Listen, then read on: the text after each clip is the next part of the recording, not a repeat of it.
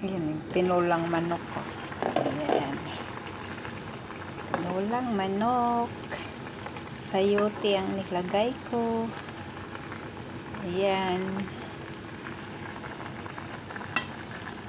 Kompleto ricado na to. Nilagyan ko lang ng chicken broth or chicken cubes. Dahil wala akong sili na dahon. At mayroon akong spinach. Spinach ilagay ko. Yan, Yan, spinach yan.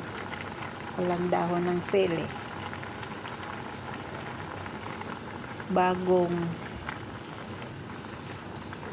sahog. bagong sahog ng tinulang manok. Imbis na sili, spinach. Diba? Masarap pa rin to. Gulay naman yan eh. Gusto ko kasi may dahon-dahon.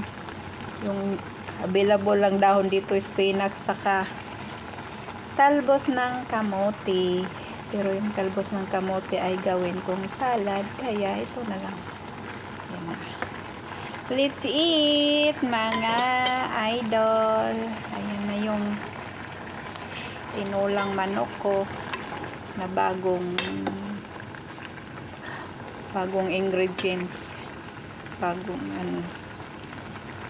Wala akong sili. Ayan na.